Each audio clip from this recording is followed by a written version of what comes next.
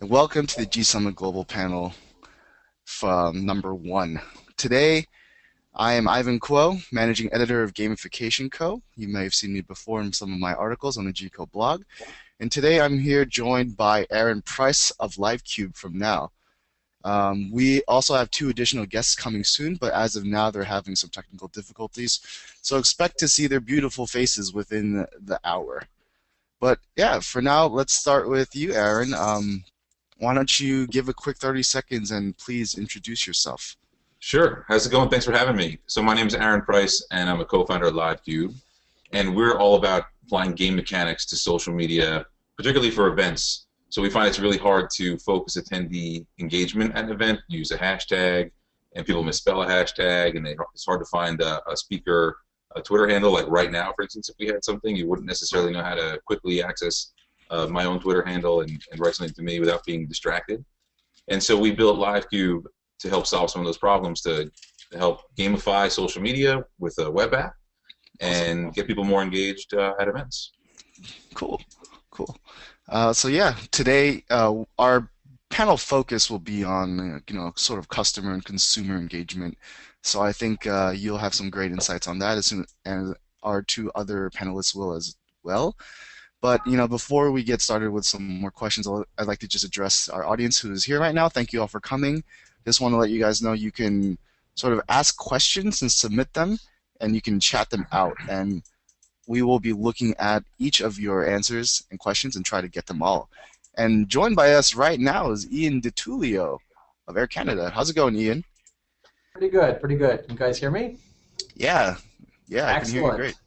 We have Awesome. finally surpassed our technical issues. Indeed, indeed. So Ian, I was just introducing all of ourselves. Could you give a quick 30-second intro for yourself? Yeah, of course. Well, of course, my name's Ian. I'm head of loyalty for Air Canada. So what that means is I handle all the loyalty programs and relationship marketing as it relates to some of our best customers, and I handle most of the recognition programs that go along with that. So all the elite programs you guys would probably know in the U.S. Essentially roll under me. So it's a great job. You get to make a lot of people happy and some people unhappy. In the grand scheme of things, I also get to test a whole bunch of cool things through some of my promotional portfolio and stuff.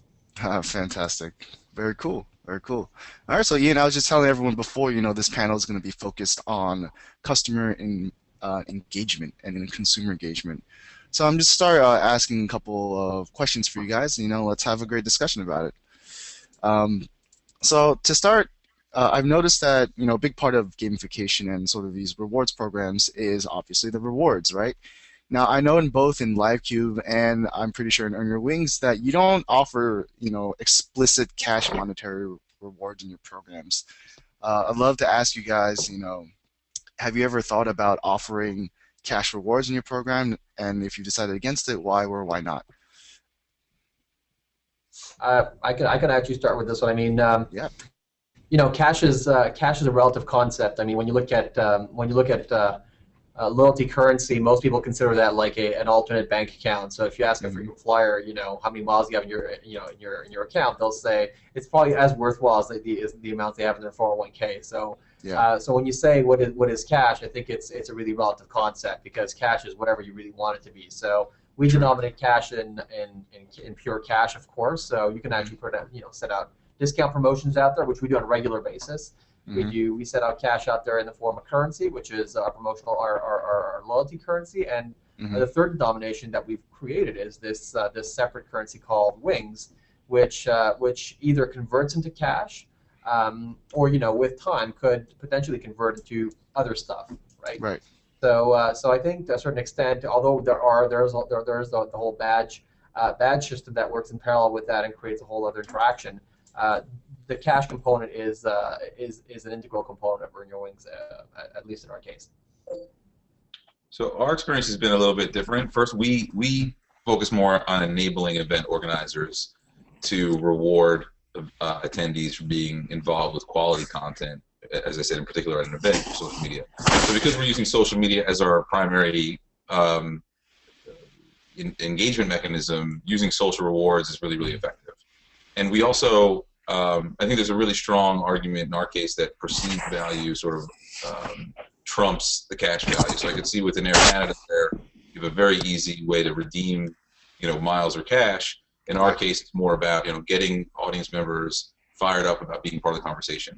And there's a really, so in our case, I think the perceived value of what could be a relatively low prize, dollar awarded prize, Mm-hmm. gets people really excited because there's really no other way to stand out at an event in the room. Right. So for us, I think it's, cash is not as important as, hey, look at this cool, whatever, anything that I won that might only cost $20, but Mm-hmm. was something that got you recognition among the crowd. All right, true. So, in that case, Aaron, so I know I've experienced Livecube at GSummit before. In your experience, and I'm curious about your input on this too, Ian, about sort of what your most successful rewards have been. So Oh, hey, we have a new hello. panelist. We do have an additional person joining us. Hello, that is not Joe Duran. No. Hey, please introduce yourselves to the GSummit Global audience. Hi there, it's Gail Graham with United Capital. Sorry, we had a little time zone glitch here, but I run strategy and execution for United Capital. I'm also their head of marketing, and we use gamification to help our clients feel good about money. Wonderful. Welcome, Gail. I'm pleased to have you in place of Joe. It's unfortunate you couldn't make it, but great to have you on. Great. Great. So yeah, we were talking about rewards in each of our systems. So Gail, I'd love to get your input on that soon. But Aaron, could you continue what you were saying earlier? Yeah, sure. So again, I was saying that we use some social mechanisms to engage people with social media, and so the rewards can be lightweight. By default, we give some badges for people for highest engagement, for generating the most retweets at an event, etc. And we at events where we're brought in to help facilitate, people come up to us and show us where they are on a leaderboard and how psyched they are to be to stand out among the crowd. So in our case, it's a lot about giving people recognition for generating quality content during an event and incentivizing that behavior. So we've had events where people have, where large, Fortune 100 companies have put up $500 to $1,000 valued prizes at like company stores and things like that. Right. But that's been almost as effective as when they give away, a signed shirt from the executive team, or just a free lunch at, locally at the, for someone at the company. So we found it's more about recognition for us than it is about dollar for dollar reward. Right. Right. And Ian, did you see a similar thing? Because I know you guys had these tiers of flyers. Could you elaborate on that and what has been most successful for you guys? Yeah, I mean, it's interesting. I totally agree with Aaron. I think when you look at it comes down to the audience you're actually speaking to, and when you look at Earn Your Wings, we actually designed it to speak to two types of audiences. The first audience was the broad masses. So not everybody's a frequent flyer. Some people only fly, once or twice a month or once or twice a year, right? So for them, it becomes difficult to really compete on the leaderboard with people that are flying 3-4 times a week. So we, the pure, the currency aspect, of course, talks to some of these people a bit more. But I think when you talk about the leaderboard components of our promotion, when you talk about some of the badge components, which really speak to, the shareability and the achievements, and of course, transcending what I'd say the pure hard benefit component, those really speak to our frequent flyers. So people, like Aaron mentioned, they're actually attending an event. They're actually on, almost on even keel when it comes to competing against one another. I think that's where some of these ideas actually become the most impactful, because those are the people that will actually be competing for the leaderboard. When you're actually communicating with an audience which has different levels of interaction with your brand, with extreme to very, very shallow, I think that's where you need to have a bit of a mix of call it hard and soft benefits to create to align the right incentives. Right. Can I ask a question, or you want me to wait? Go for it. Yeah. I was wondering, Ian, if you know the breakdown of the percentage of people who are frequent flyers, and then what you do to attract people who are not. Oh, of course we know. Of course we know the breakdown, and we have a huge CRM calendar, which is completely aligned towards acquisition and activation and retention and all those kind of things. So a lot of those metrics in the background are what actually led us to designing the designing Earn Your Wings the way we actually designed it. We knew that the actual ongoing degree of engagement we have on a normal day, and we know the degree of engagement we had through Earn Your Wings, and we actually compare it to other types of more traditional type of marketing communication initiatives. So you know, all that stuff was taken into account as we designed the first version of Earn Your Wings. Great, great. Oh, so you know, Gail, I'm also interested about your perspective from this from United Capital because the service you guys offer doesn't really offer explicit, you know, rewards in your system. You know, you have an embedded gamification system that services people. So what is it about your offering that is rewarding to users, considering you don't have explicit prizes in your system? Well, the whole experience is rewarding in that it shifts the conversation about money from something rational to a more emotional conversation, Right. and actually opens people up. And we test their experiences, and working with gamification, they literally feel better when the meeting is over, and they look forward to coming to see us. Whereas most people think going to the financial advisor is like going to the dentist. But in terms of rewarding, let me just describe the client experience. A husband and wife are our typical clients, or any form, usually, you know, partners of some sort.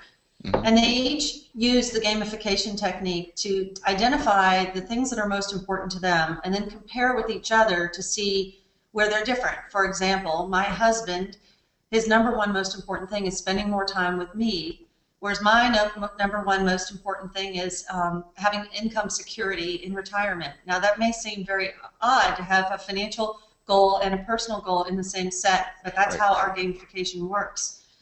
The way we give people rewards is allowing them to score themselves. So let's use us for example. We as a couple agree on our top 5 most important attributes that are part of our life plan. And spending time with family becomes number 1 because, of course, I felt terribly guilty when he told me that was his priority and I didn't have it as mine. But let's say that's number 1. We then have a self-scoring, self-rating mechanism so that the couple, a couple times a year, or an individual client if it's a solo person, can say, we say, how are you doing? And we have a slider. And it's like a diet and exercise program more so than you know, some of the things you're describing. You know, if you're on Weight Watchers, there's that question of, are you keeping, how are you doing? Are you living up to your promises? And that's what our reward system does, is they use a slider to self-score. And if their scores are lower than last time, they develop an action plan with their advisor. So it's different. Right. Yeah, and this whole idea of emotion I think is fascinating because, you know, coming from a financial institution, as you said, you know, mixing personal goals and your financial goals and having emotion amidst all that might not always be the greatest thing. I'm interested in knowing how you guys sort of arrived as the emotion to sort of find the engagement in your customers with emotional appeal. How did you arrive at that point? Well, Joe Duran, our CEO, tells the story of his mother-in-law, and I will point out to you, by the way, that gender plays in here. Because most women really dislike financial services as a category, far more than male you know, respondents in surveys. And he was talking to his mother-in-law who had received an inheritance, and she told him this, how nobody was talking to her about the impact of the inheritance on her life. And for Joe, it created this sense of mission around helping people improve their lives, not just manage their money. And so he worked with some of our advisors and found a couple of advisors doing interesting engagement models with their clients, which then he turned around and made the investment to turn those techniques into gaming tools so they could actually be used not only across all of our offices through all of our advisors, but increasingly we're using them in digital marketing and online. And yeah, for Ian and Aaron, I'm interested in knowing if you guys have considered, you know, the emotional state of your users in a similar vein, you know. Ian, specifically for your frequent flyers, you know, are they emotional about this system? You know, what gets them excited about using Air Canada?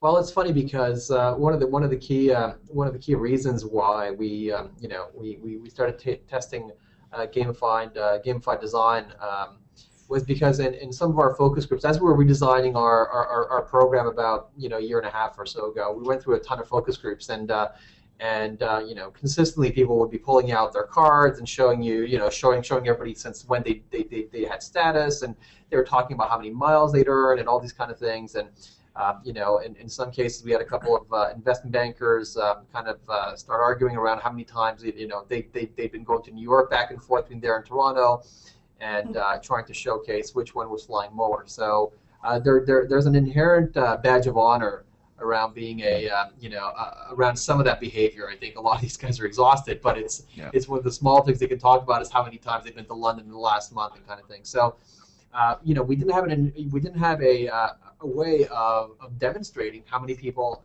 how people had done that in a transparent fashion. We didn't allow people to compete and to have that conversation in a social environment. So. I think Earn Your Wings allowed people to do that, allowed people to showcase how many badges people had earned to London specifically, or other financial centers, or other cities we chose to actually integrate into the promotion. And so it kind of made the opaque a lot more transparent, and it opened up that whole conversation. And that's where we saw some of the crazy behaviors start appearing. So I wouldn't call them irrational behaviors, because people obviously it directly impacts their credit card. But realistically, what it does is, in some cases, it forced a lot of these people that were flying multiple airlines to consolidate back on us, because even frequent flyers sometimes have to, look at multiple airlines to get to London on a specific time, because a meeting only starts at a specific time, and they don't want to necessarily stay overnight. So it does allow you to kind of leverage that irrationality somewhat in the whole thought process. I see. Aaron, how are Livecube's users? Do they get emotional at these events? How does that happen? They do. So what's been really exciting for us is to see how. We're all about attendee engagement, and if you think about the last time you may have gone to an event where you sat in the audience all day long, no matter how entertaining the person is on stage or interesting, it's hard to be engaged the whole time. And what's been really exciting for us is to see that people are actually really fired up about now having a tool and a mechanism to use their phone or tablet to be part of the conversation. So, like I mentioned before, people coming up to us and showing us where they were, similarly to the Earn Your Wings program, kind of bragging with one another about where they were on a leaderboard. That's what we found starts to happen with an audience, where now they have a way to have a friendly competition with the person next to them. It's also, we found it to be a conversation starter, which is probably similar to the Earn Your Wings program. Which has been really, really cool. From a social experiment, you'd think that at an event, if you're in a room sitting next to each other, it'd be really easy to say hi, but sometimes that can be an awkward exchange. And so Livecube sometimes enables people to say, hey, well, how are you doing on the leaderboard? Where are you? Are you the one who tweeted out this thing, X, Y, and Z? And it starts a conversation. So it's been a really interesting way to use a digital tool in a human environment. Awesome. And I'd just like to add, for our panelists here, if you would like to interject and ask questions amongst yourselves, I highly encourage you to do so, because I'm also receiving questions from the audience here, and I have one about badges in particular, so I think this is most suited for you guys. So I have a question from Nikita, who asks, so gamification strategy of Air Canada is very virtual and seems to focus on more extrinsic than intrinsic, as I can see from the website. It heavily relies on badges. At some point, people will start feeling demotivated by badges sooner or later and lose interest. Based on your guys' experience, what steps can be done to manage that type of situation and keep it under control and keep players within the game in a badge-based environment like this?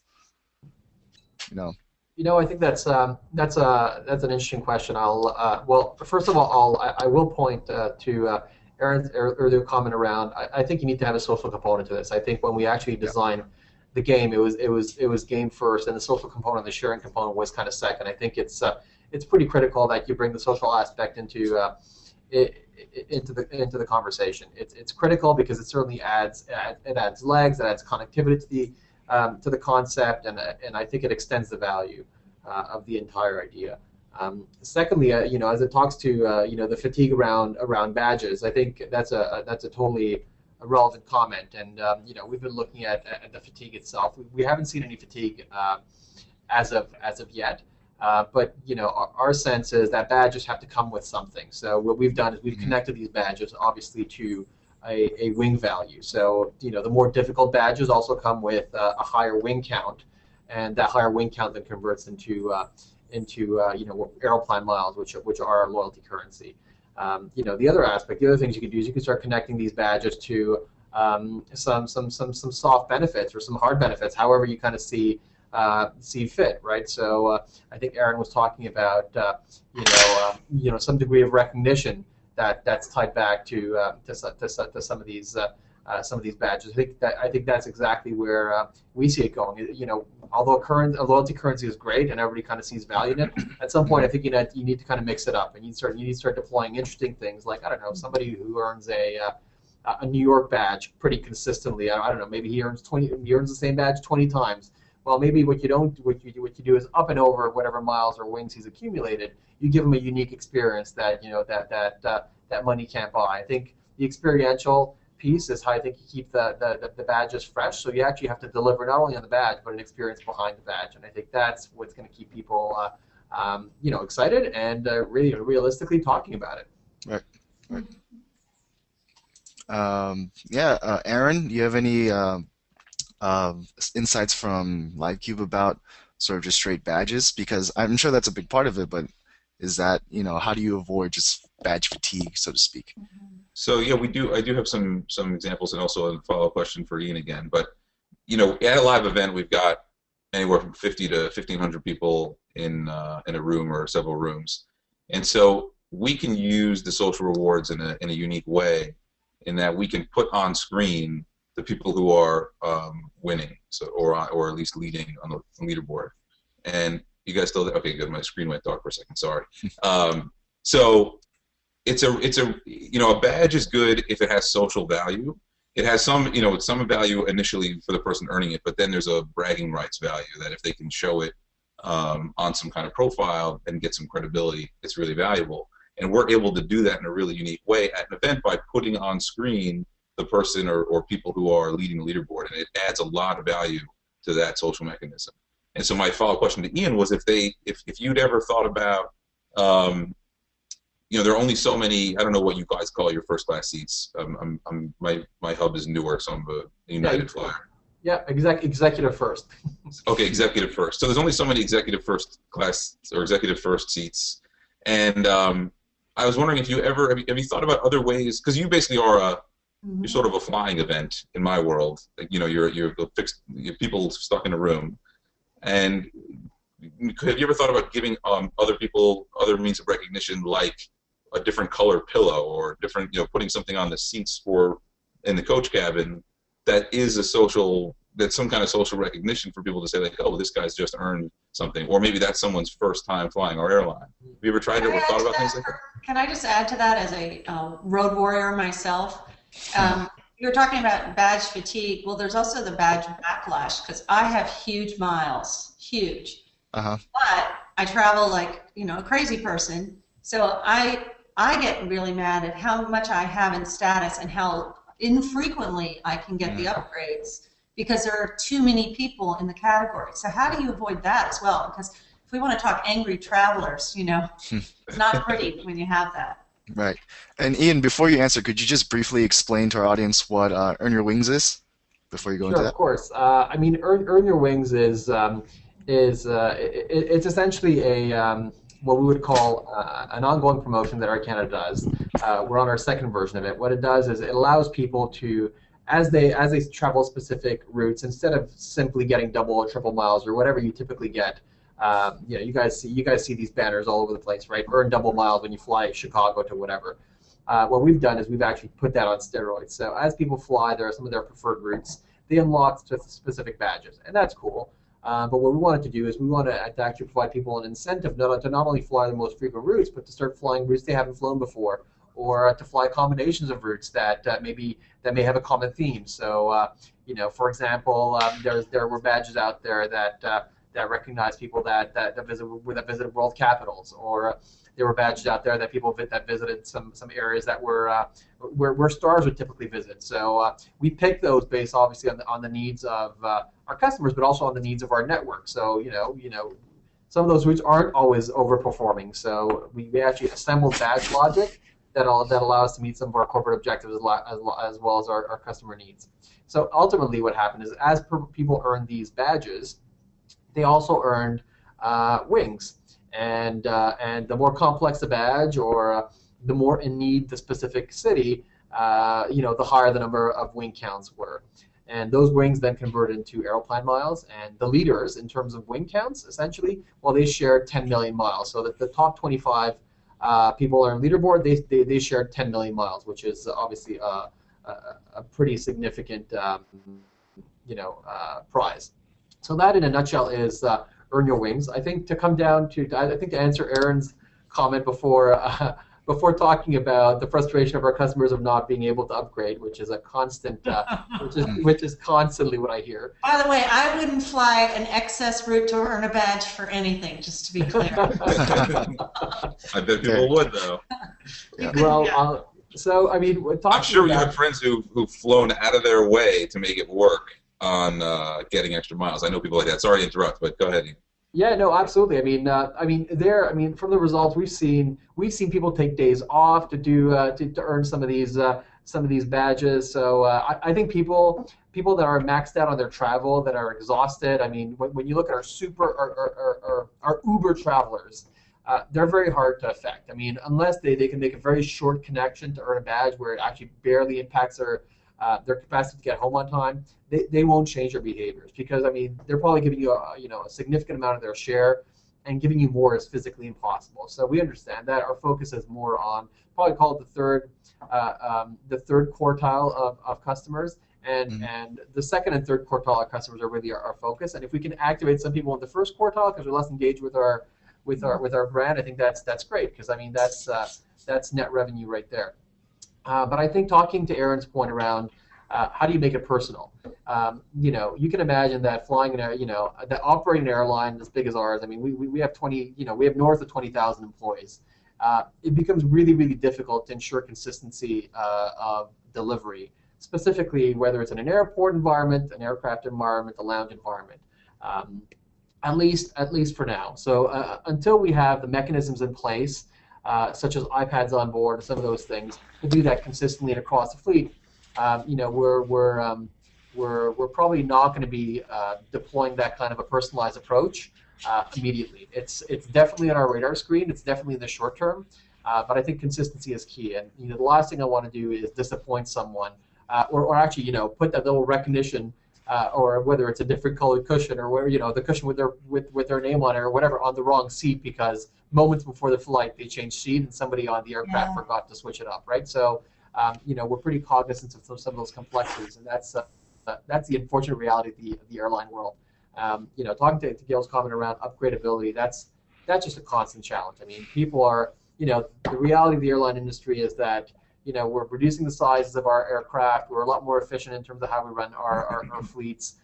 We're faced with stiff price costs when it comes to fuel prices. So we don't make a lot of money, and so we try to optimize everything as much as we can. And I think what's happening is the availability of some of those perks that people used to get a ton of historically is becoming a lot more difficult. So the real question becomes, how do you optimize the allocation of some of those perks to the right people?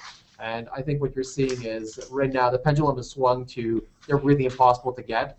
I think what you'll see in the next couple of years as data integration and CRM actually are dialed up within the airline space, is you'll start seeing a lot of the right people paying the right fares, earning the right statuses, receiving those seats a lot more effectively than they do today. I think today the incapacity of many airlines to actually be able to differentiate the treatment of some customers because of some data integration issues is leading to the wrong people being recognized and the wrong people being displaced out of those benefits, unfortunately. I have an idea for you. Here's an idea for you. Why don't you figure out a way to help people set goals for how much time they spend traveling for pleasure? I think that's a brilliant idea. Always back to pleasure. I think you're right on. I think the mix of leisure and business is a completely different, even within the same consumer, it's a completely different thought process. So when you're spending on your expense account and you're flying for business, and when you're actually flying for leisure on your own dime, I think we know for sure those are actually different triggers. Well, when we look at our clients, one of the things they talk about when we see our clients and what their concerns are in their lives, a large number of them wish they spent more time with family and want to travel. So how about that? We'll work on that together. How's that? Absolutely. Great. So I have a question for Gail on the wealth side. Do you guys do anything with game mechanics to incentivize the money managers? No, no.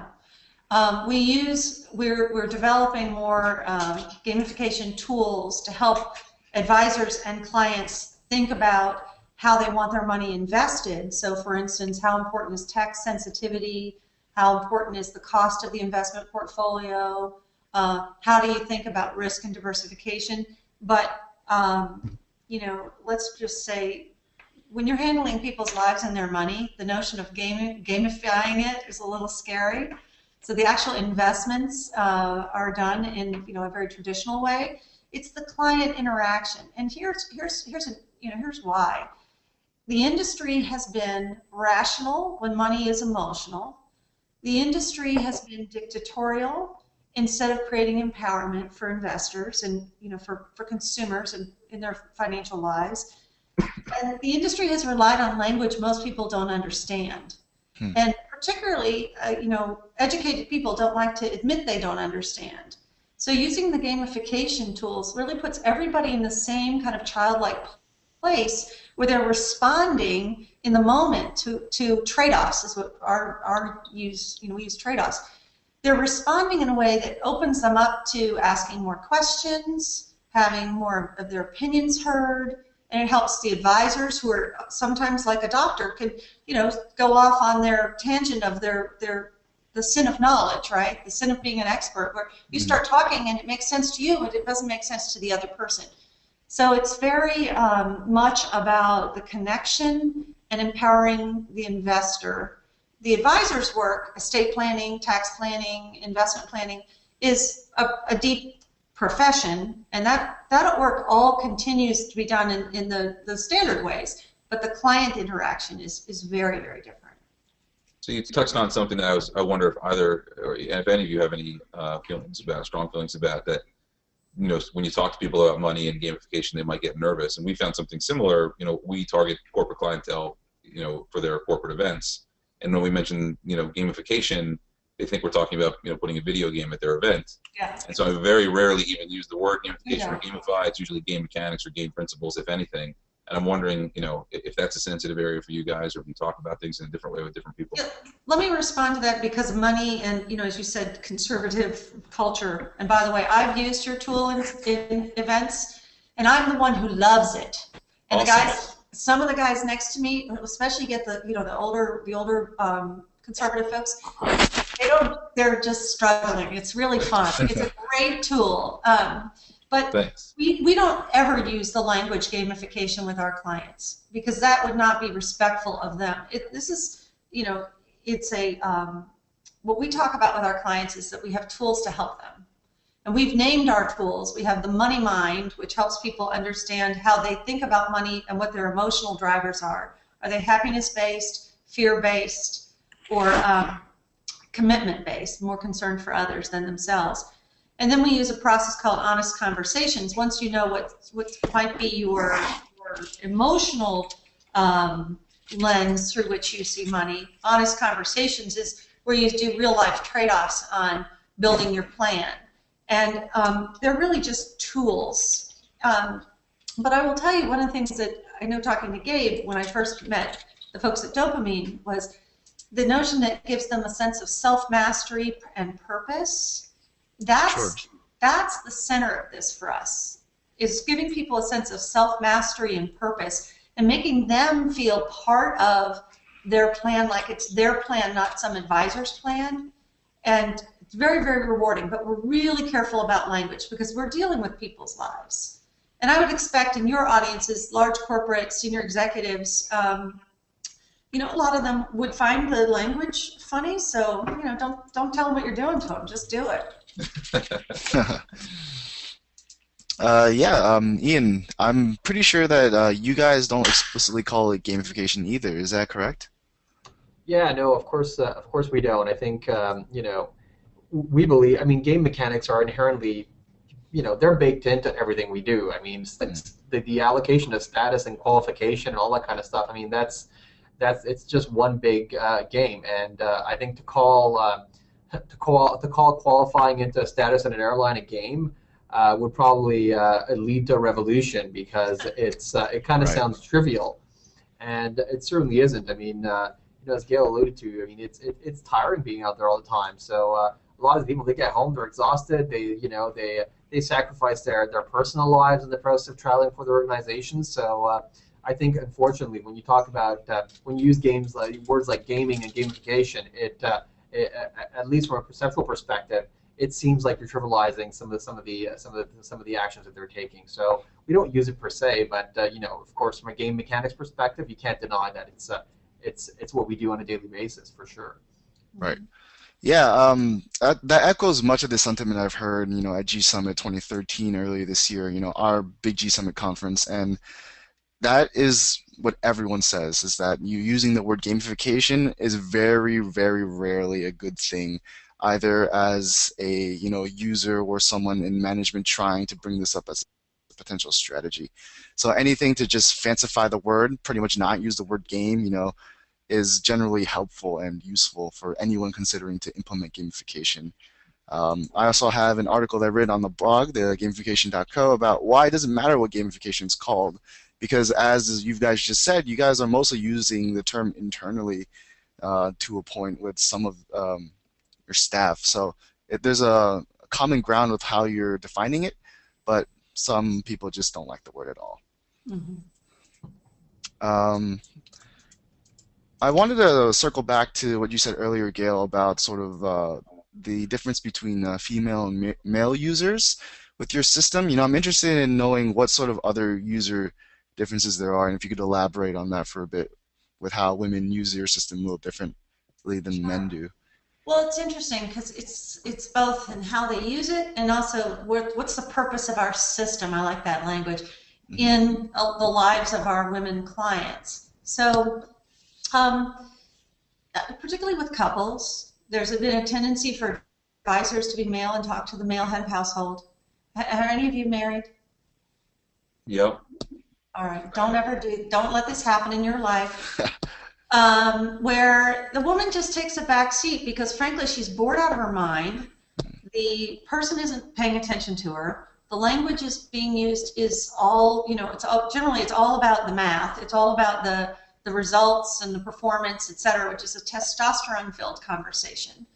The reality for most women, and I'm generalizing and it's always a problem because it's not all women, but there's even been brain studies, is that women see things in a much bigger picture.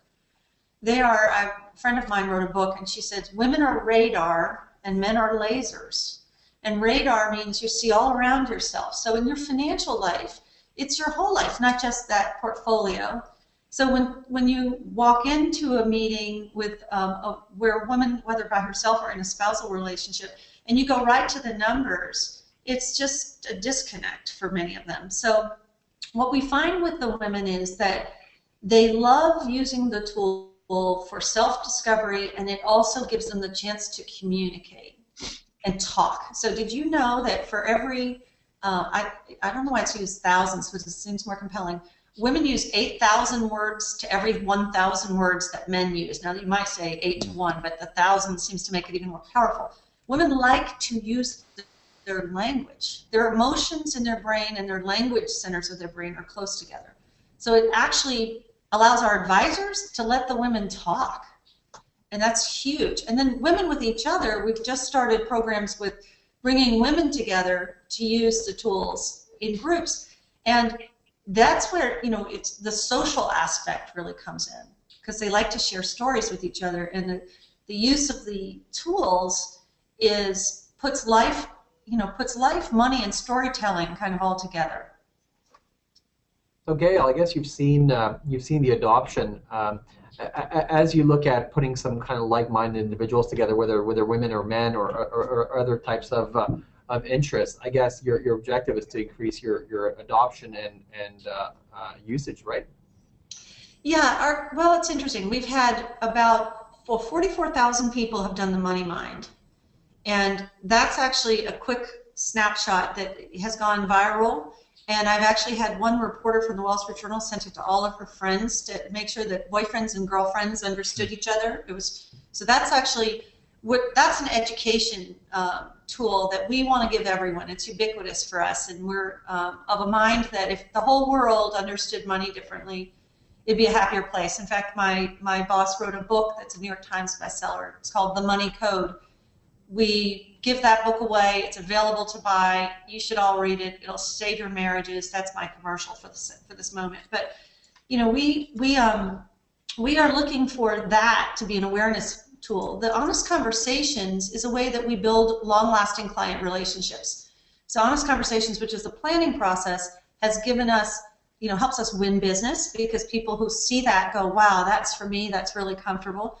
And then our net promoter score with our clients is 2 times our industry average, which is important. I mean, I don't know if you use those in your industry, but in our industry, the net promoter score has a direct correlation to customer loyalty, the tenure of accounts, which is how you make money, and also their likeliness to refer friends. Great. Aaron, in your events, have you seen people, either women, males, or any other differences between the users that use Livecube at your events? Anything you could share about that? So far, it's more anecdotal. Sure. Women do seem to be more engaged, but we don't yet collect some of the demographic data to really know different usage patterns. Mm-hmm. So I don't have any really, anything really insightful there. Besides, it seems like women are a little bit more engaged in the conversation, sort of like Gail's in-person meetings, which sound like they're very, very long. Okay. But I don't have any good real data to share there yet. Right. Well, so now we have a snapshot of your guys' work with men and women. So I'm curious about if in your design process you sort of looked at it at engaging millennials, and in any specific ways. Some of the criticisms towards gamification is that it's too millennial focused. Have you guys designed anything towards millennials in that way, or what do you have to say about that? Well, interestingly for us, we've designed it, not age specific, but our target market is boomers. Mm-hmm. Because the pre-retiree is the biggest, the most intense advice space where the advice is needed. Right. But we find the millennials are the ones who love doing the money mind, which is a quicker. They don't have the money to do the honest conversations. They don't have quite Right. the same depth of need. Right. Ian, do you have any sort of significant millennial population within the Earn Your Wings program? I mean, it's a growing. It's going to be a growing segment for sure. I think we design, when you look at the comp. I mean, of course, we have the largest market share in Canada. We fly the most people than any other airline, and so of course we have to design for practically for everyone. But we are aware that the adoption rate among the younger generations of our frequent flyers is higher, and realistically, I think the sharing component is essentially what's driving the adoption of some of our older demographics. So as some of our younger demographics start using using our game, if I want to call it that, and start talking to the older demographic about it and how how cool it is and some of the benefits around it, we've started seeing the adoption, and we started seeing a shift of usage. But I think you have to anchor yourself in a group which is hot about the idea, which is keen about it and understands it, and is capable of literally educating the late adopters on its value. I think to try to go out there and aggressively try to sell it to to older generations it's just a hard sell, right? It's just not as ingrained in the older demographic. But I think it percolates its way through as you kind of push it through a younger audience. I would suggest you take a look again at the older demographic, and again, hate to say it, but particularly women. If you go out and look at some of the women's sites today, and I would recommend you take a look at Weight Watchers as an example, and some of the other health and fitness sites. I do Shitocracy, which is largely women. There's a bunch of even yoga sites that are using gamification, and their demographics are 50 plus. Right. Yeah, I totally agree. I think again we've been on this for about six months. I mean, we're literally at the start of our race. So I think those are actually perfect examples. There's things where we've actually been looking at. There are sites we've actually been aggressively looking at, not only to actually activate the old demographic, but actually to activate women, because in the grand scheme of things, frequent flyers are predominantly male skewed. And we want to make sure that as our design evolves and as our platforms evolve, we not only speak to older demographics, but we actually make it more relevant to women as well. Great, great. Um, yeah, so I think I'd like to ask another question that is a lot on a lot of people's minds when it comes to gamification. And that's the question of sort of ROI. So I'm interested in knowing if how much it costs for your how much did it cost to build each of your solutions, if you can say that, and did you earn your money back? And does it even matter? Sorry about that. Like somebody else's. So we've spent couple $100,000 on the design of our tools, and it's the ROI is sort of infinite for us because we use them in every day. They're core to our business offering. They're not like a separate widget for marketing purposes. I can't share how much we've spent on building the app, but I can share some stats on ROI. So the average corporation spends $1,100 per person they send to an event. And to have those people disengaged throughout the event is very costly.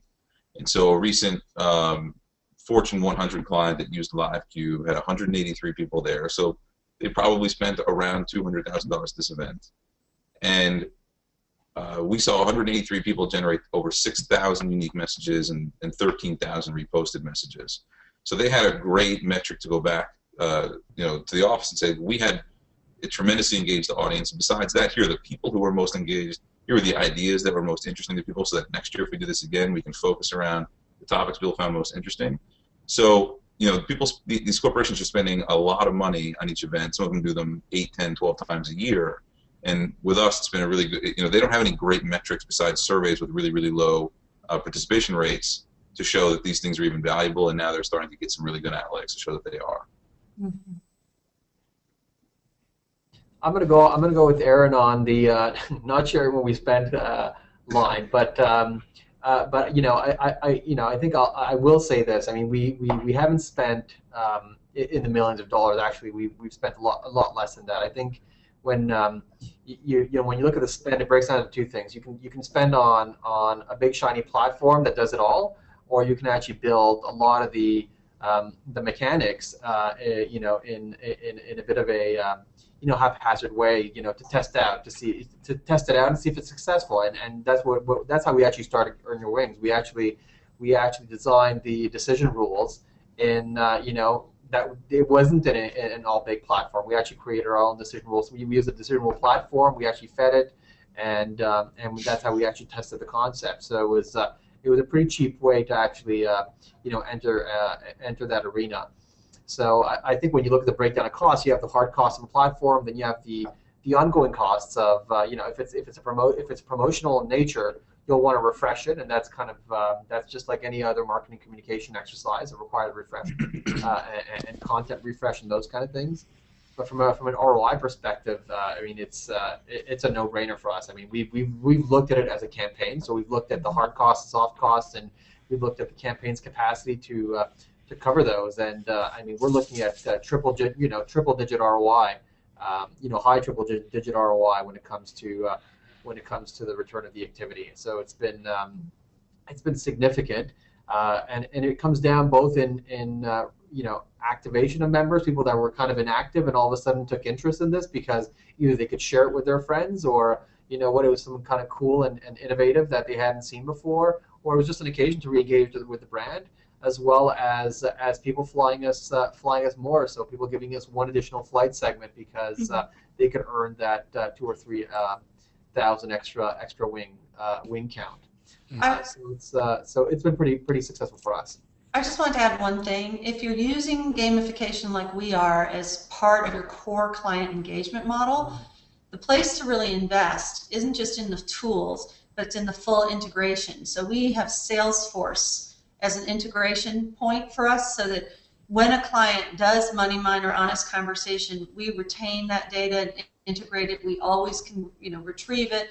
All of our reports and presentation materials flow from there. So if, what I would suggest is, gamification is serious business. How's that for a line for you? But you get a real value here if you treat it as more than a widget.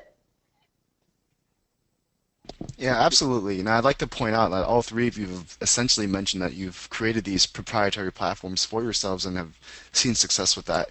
And I'd like to echo that for our audience, and that, I think that's sort of the way in the future, because when you do make your own custom platform, you can have all your full integrations, as Gail said, into your own custom platforms. And then with Ian, you have a system made completely to your needs, Having a one-size-fit-all solution is not always the best solution if you want true long-term engagement with your users. So that's really great to hear that from all of you.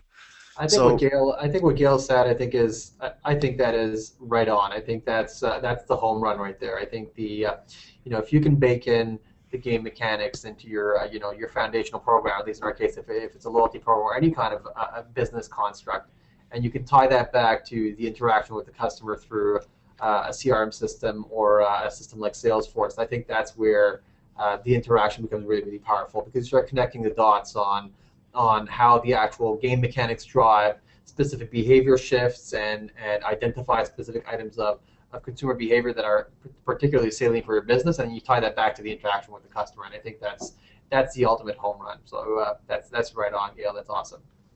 Awesome. And so we're about reaching the end of our webinar here. It goes by real fast. So I'd like to send you guys all off with a closing question. So, if you projected forward into your industry, I'm curious to think of what the future holds for audience engagement, whether that be in your industry space or in your company specifically, or just your app. What's in the future for you guys? That's an easy question. Just go get my crystal ball. I'll be right back. Yeah. So I guess I would say that we're particularly involved in the social media space, which applies to or in an online environment, and because the barriers to entry of starting things online is relatively low in general, in particular with cost, the web is just getting to be a noisier and noisier place. And so I think that we will see, in general, game mechanics applied to things to help people discover better content, more relevant content, more quickly. Mm-hmm. And you're starting to see that even with how Facebook is tailoring a stream based on how popular you find your friends' messages, because it's too noisy and they lost some engagement. And I think I'm really interested to see if Twitter starts doing some things like that to make the stream more relevant. So I think that the future, for our category with social media, we'll start to see some major players think about how they can use game mechanics to make their platforms more relevant. And the noise, to me, the more immediate future is about a much noisier digital online experience, and game mechanics can help sort through some of that. I think one of the things I'd say about my industry is, first and foremost, we're a regulated industry, and the regulators are far, far behind the capabilities of social media and gamification today. And for good reason, because security and safety have to be number one. But where I see the world headed is, I think that the regulators will catch up. I think that there'll be more enablement of online service models. We already see an online-only, number of online-only service models out there in financial services. Our model is face-to-face and online. I think that mix of increasing the use of gamification and tools to create a more enriching and engaging online experience is going to continue. And I think where we're wondering and thinking about, again, it has risks associated with privacy, is establishment of communities for crowd sharing and more discussion and sort of social friendships between our customers.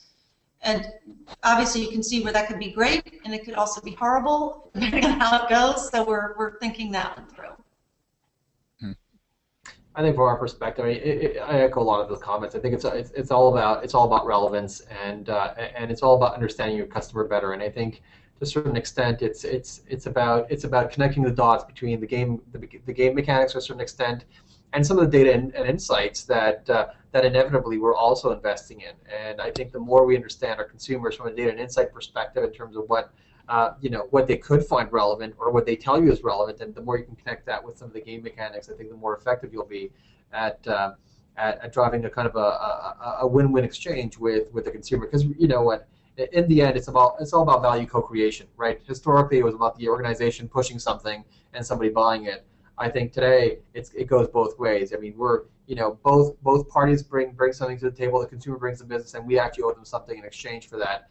And customer lifetime value is based on that value co-creation. So in my book, that's going to be the fundamental change in how we do business. It's no longer going to be unidirectional. It's going to be bidirectional between the customer and the firm. And the more we understand them, and the more we actually put some incentives, some proper incentives in place to kind of create that continuing dialogue and exchange, the better off we'll be. Excellent. Well, that just about wraps up the first GSummit Global Webinar panel. I'd like to thank you guys for coming on today. Could you guys please introduce yourselves once more before we sign off to let our lovely audience know who you guys are and how you might be able to reach? I'm Gail Graham. I run strategy and execution for United Capital Financial Advisors. We're a private wealth counseling firm in the U.S. with about $8 billion in assets under management, and we use gamification to create more emotional connection and to help our clients feel good about money. Hi, I'm Ian Tulio from Air Canada. I'm the head of loyalty and recognition relationship marketing here, and frankly, we are probably at the start of our gamification journey, but are thrilled by some of the learnings we've come across, and certainly really excited about the future prospects in this space. And I'm Aaron Price. I'm a co-founder at Livecube, and we help apply game mechanics to corporate events to enhance and amplify audience engagement. And you can contact me at AP Startup, or you can check out livecube.co. I'm happy to talk more about your event. Awesome. And I've been Ivan Kuo. I'm the managing editor of gamification.co, our blog. We do have 2 more webinars coming up on November 18th at 1 p.m. Eastern, and another at December 3rd at 10 p.m. Eastern with the rest of our GSummit Global guests. So I'd love for all of the audience here to join us there, and for you panelists as well. So, this has been our first GSummit Global panel, and I thank all of you for coming. So, good. For having us. Thanks. Thank you. Goodbye. Bye. Bye-bye. Bye.